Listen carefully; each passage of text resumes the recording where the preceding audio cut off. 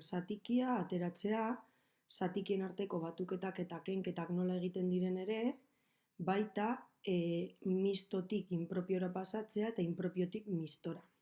Hasiko gara kopuru baten zatikia nola ateratzen jakin. Horretarako, lehenengo 12 zenbakia baldin badaukagu, jakin behar dugu, zenbat zatitan banatu nahi dugun. Kasu honetan, 12 bi zatitan banatu nahi dugu, eta hori da lehenengo pausoa. Hau da, zatiketa egitea 12 zati 2, emaitza da 6. Ez dakigula buruz, ematen diogu buelta. 2 bider zein zenbaki ematen digun 12. Eta berriz ere 6 aterako zaigu. Bigarren pausoa bada fijatzea ea zenbat zati dauzkadan nik. Kasu honetan, zati bakarra daukagu. Horregatik, gure emaitza biderkatu behar dugu goiko zenbakiarekin. Lehenik eman badigu 12 zati 2, 6, gero 6 hori biderkatu behar dugu goiko zenbakiarekin. 6 bider bat, 6. Eta hori izango litzateke emaitza. Beste kasu bat ikusiko dugu. Kasu honetan, badaukagu 20aren laurdena ateratzeko. Beraz, lehenik, banatu behar dugu 20 zenbakia zati 4. Hori egin ostean ikusiko dezakezue 5 dela. Eta gero ezin dugu ahaztu goiko zenbakian fijatzea. Zenbat zati dauzkat nik? 1. Beraz, 20 zati 4 5, bider 1 izango litzateke 5. Hemen ikusi dezakezuenez, zati bakoitzak balio du 5.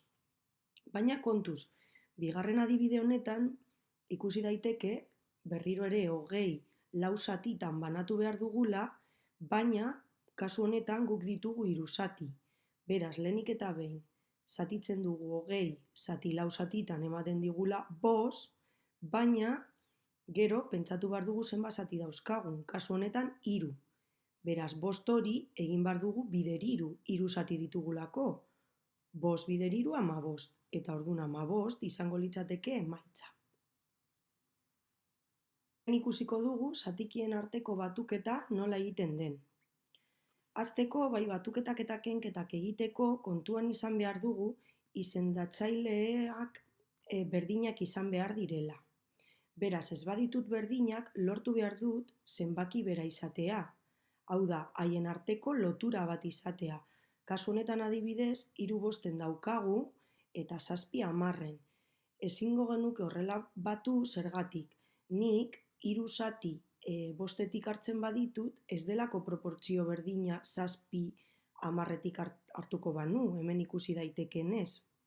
Orduan, horregatik, izendatzaileen arteko lotura hori bilatzeko baliokideak bilatu behar ditugu.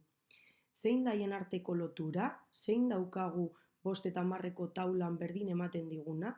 Argi eta garbi ikusi daiteke 10 zenbakia dela, ezta?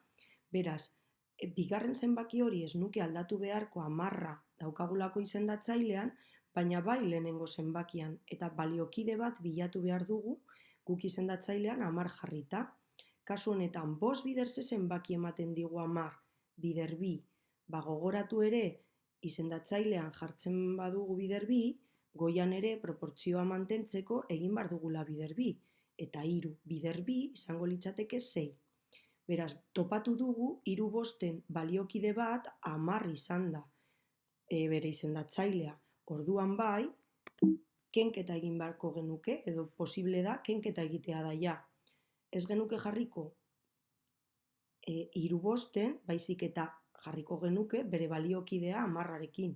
6 10en, eta gero arazorik gabe gehituko genioke beste atala, 7 10en.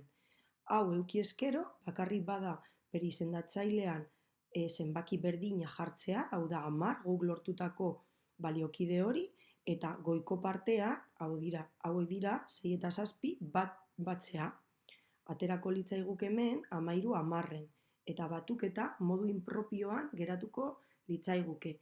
Gero ikasiko dugu nola pasatzen den inpropiotik mistora.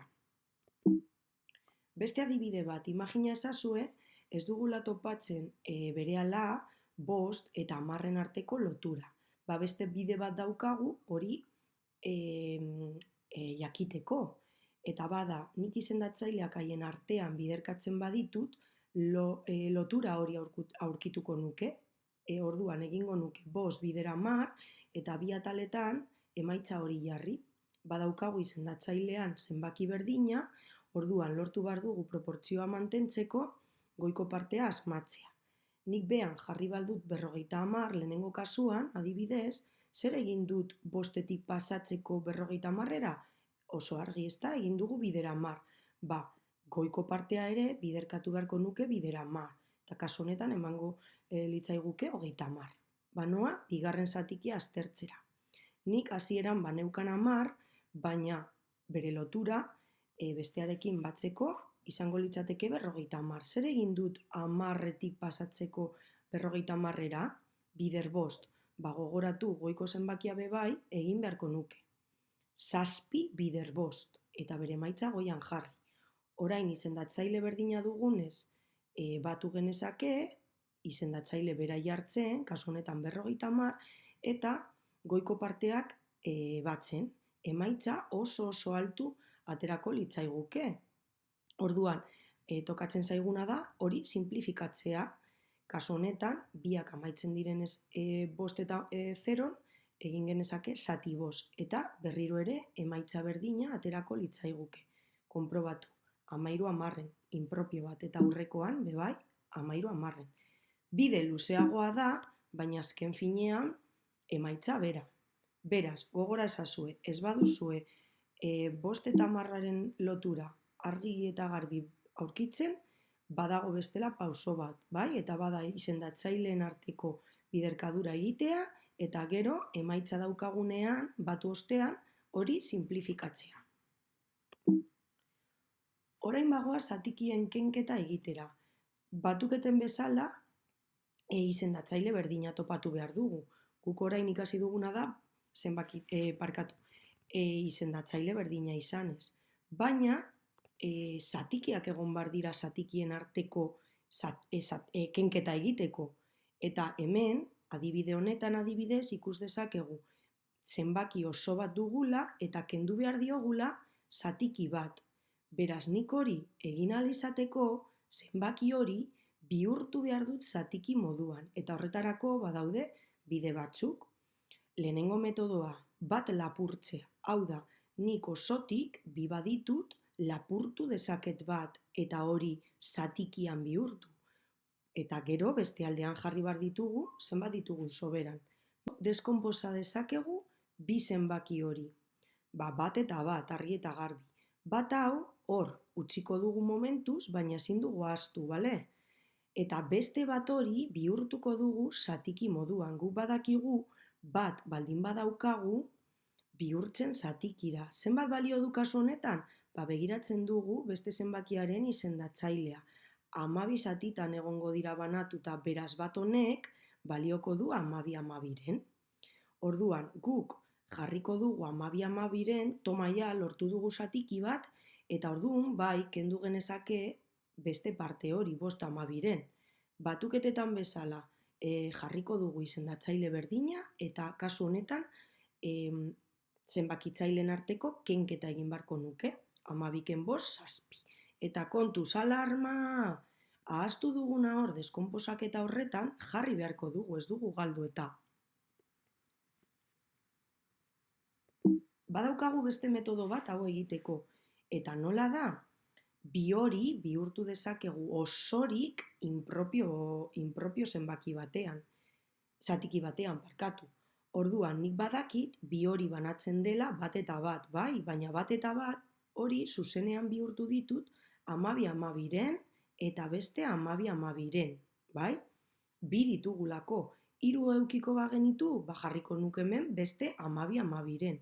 Eta gero bakarrik da, haien arteko batura egitea jakiteko zenbat aldiz daukadan 12-12ren hori, bai?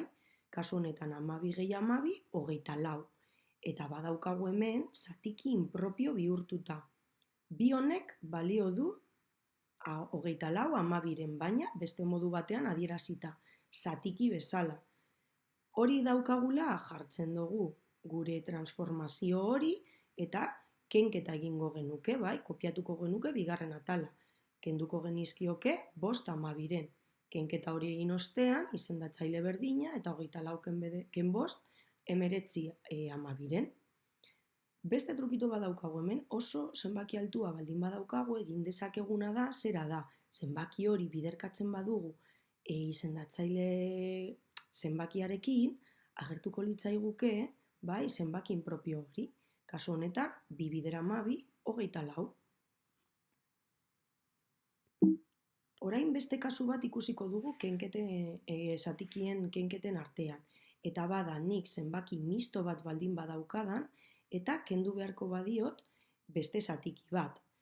Kasu honetan, ikus dezakezuenez, 2 daukagu aurrean eta ezingo genioke kendu 3. Beraz, nik misto honetatik oraindik lortu behar dut zatiki handiagoa lortzen. Eta horretarako daukagu bat zenbaki hori, bat osorik. Badauzkagu 2 metodo, ikasi ditugun 2 metodo, barkatu. Zein da lehenengoa eta trukito oso erreza, bakarri da ikastea nik zenbaki oso hori biderkatzen badut izendatzailearekin eta ematen didan emaitza gehitzen badiot goian ditudana, lortuko dudala zenbaki hori inpropio bihurtzen. Nola begiratu? 1 bider 5 gehi 2 dira 7. Hemen jarriko nuke, badaukat mistotik pasatzeko modu bat inpropiora eta lortuko genuke 7/5. Gero ja bakarri da jartzea hori eta kopiatzea bigarren atala kenketa egiteko. Izendatzaile berdina jartzen dugu eta goiko partean egiten dugu kenketa. 7 × 3, 4. Hemen daukagu bere emaitza. Beste bide bat luzeagoa eta trukitoa ulertzeko modua aurkeztuko dizuet. Zer egin dezakegu? Nik bat hori bihurtuko dut zatiki bezala. Marraztuko nuke bai, bat honek zenbat balio du? Hemen baldin badaukat 5, balioko du 5. Eta 5etik dauzkat 5 osorik. Gero bakarri da adieraztea, marrazki bezala, beste partea, 2 5-en, zer esan nahi du? Nik 5 zatitik ditudala 2. Orain, nik marrazkia ikusita zenbatzen ditut, zenbat ditudan, jartzen dut goiko partean, eta nola dago banatuta unitate bakoitza 5 zatitan, badaukagu 7 5-en. Eta gero bakarri da prozedura berdina adieraztera. Nire gomendioa trukitoa erabiltzea, azkarrago delako.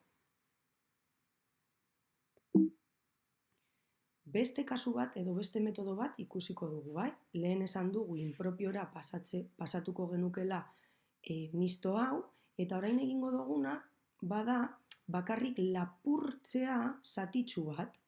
Nik 3 osorik baditut, beti batekin nahiko izango dut. Orduan, lapurtuko diot 3 horri bat, eta noski soberan izango nituzke 2. Zergatik nola deskonposatzen dugu 3 zenbakia?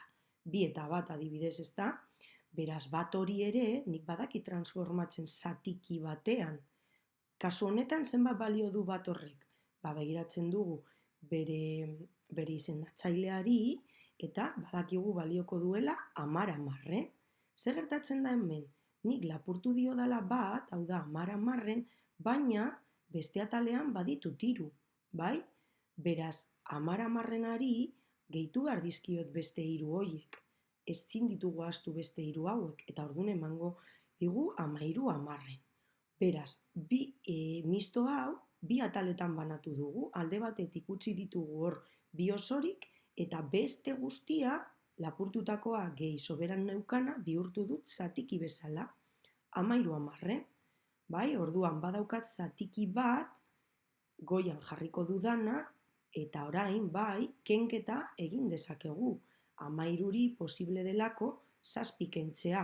Eta prozedura berdina egiten dugu, bai? Jartzen dugu izendatzaile bera, eta gero goikoen arteko kenketa egiten dugu. 13 ken 7, 6. Eta orain, alarma, gogoratu, guk hor utzi ditugula beste 2 osorik, eta jarri behar ditugula bere aurrean.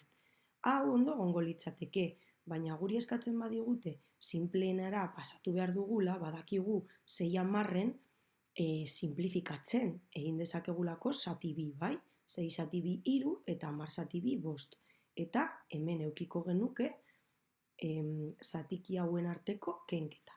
Beraz, gogoratu, Zenbaki osoari lapurtzen diot bat, eta bat hori zenbat balio duen dakidanean, gehituko dizkiot hemengoian ditudanak. Badirela kasu honetan 13, eta gero ja prozedura osoa, kenketaren prozedura egingo nuke. Ahaztu barik, zenbat utzi ditugun hor osorik. Bestea da, lehenengo kasua ikusi dugun bezala, inpropioa bihurtzea. Egingo genuke 3 bidera 10 badirela 30, gehi beste 3 horiek 33. Jarriko genuke hemen, inpropio bezala 33, eta gero izendatzailea berdin-berdina. Egingo genuke kenketa, bai, hau bakarri da kopiatzea, hau da, zati hau kendu beharko genukelako, egiten badut kenketa ematen dit 26 hamarren, baina hori oso zenbakia, oso zatiki altua da, beraz, simplifikatu dezakegu. Egiten badugu zati bi, 26 zati bi 13, eta 10 zati bi 5. Gero hau ja da, inpropiotik pasatzera mistora, orain ikusiko dugula. Badaukagu orain, kasu hori, nola egin dezakegut misto bat bihurtzea inpropioa? Beitu, 2 modutan ere ikasi dugu egiten, bai? Trukitoa erabilita, oso erabilgarria dena eta azkarra, bai? Zenbaki osoa biderkatzen dut bider izendatzailea, eta ematen didan emaitza gehitzen diot goikoa, bai? Zenbakitzailea. 1 bidera 12 dira 12, gehi 7 19. Beraz, oso azkar lortu dezakegu mistotik inpropiora. Beste modu bat ez bagara trukito honetaz gogoratzen, bat hori marrazten dugu, bai? Bat hori bihurtzen dugu 12-12ren, eta gero adierazten dugu marrazki bezala bestea, 7-12ren. Orain jada marrazkiak ikusita, bakarri da interpretatzea inpropio bezala. Zenbat zatitan dago banatuta unitate bakoitzak? 12 zatitan, izendatzailean 12. Eta orain, zenbat zati ditut guztira? 12 hemendik eta beste 7 hemendik 19. Beste bide bat da, emaitza berdina lortzeko. Orain ikusiko dugu kontrako aldaketa, bai? Orain pasatuko dugu inpropiotik mistora. Hemen 3 bide aurkitu ditzakegu, bai? 3 modu. Lehenengoa adibidez beste trukito bat aplikatzean. Nik orain egiten badut 15, hau da, zenbakitzailea, zati 7 izendatzailea, hau egin ostean, hemen ateratzen zaigun zenbakia esan nahi digu, zenbat ditudan osorik, bai? 2 ditut kasu honetan osorik, eta hori da mistoaren lehenengo atala, bai? Jamon York. Eta gero, hondarran daukaguna, hori da, soberan daukadana, bai? Zatikiaren beste partea. Dauzkat 2 osorik eta 1 soberan. Hori da, beste bide bat oso erreza, beraz gogoratu. Nik egiten badut zatiketa hauen artean, nola interpretatu, emaitzak ados. Beste bide bat da, marraztea. Nik inpropio hau marraztuko dut. Nola? Joan behar naiz marrazten, 7ko unitateak eginez eta horiek koloreztatzen. Zenbat arte kasu honetan 15 arte. Margotzen dut bat, lortu ditut 7. Margotzen dut beste bat, lortu ditut beste 7, beraz 7 eta 7, banoa 14, bai? Eta gero beste bat egin behar dut, baina kasu honetan bakarrik koloreztatzen bat. Zergatik, 7 gehi 7 gehi bat direlako 15. Hau ikusi ostean, zuek orain, pentsatu behar duzue, mistoan jartzen, ordun. Lehenengo atala zenbat dituz osorik? 2. Eta bigarren atalatik 7 zatitan daude moztuta, baina nik bakarrik daukat bat. Bide luzeagoa, baina emaitza berdina. Azkena zer da? Ia marrazketaren antzekoa da, baina marraztu beharrean joango naiz unitatez egiten. Jarriko dut unitate bat, kasu honetan balio duela 7, bai? 7-7ren, badaukat unitate bat. Joan behar naiz hori egiten, 15 lortu arte egingo dut bigarren bat, 7-7ren, baina ondino bakarrik ditut 14, bale? Orduan, faltako litzaidake, beste bat jartzea goian eta 7-7, ez da? Lortzeko 7 gehi 7 gehi bat, direlako 15, bai? Orduan, nik hau egin ostean, badakit interpretatzen bakoitza dela bat, eta bi ditudanez, mistoaren parte horretan jarriko nuke bi. Eta gero, zenbat ditut soberan? Nik baldin baditut 14, 15 arte, bat, ezta? Badaukat mistoaren bigarren zatia.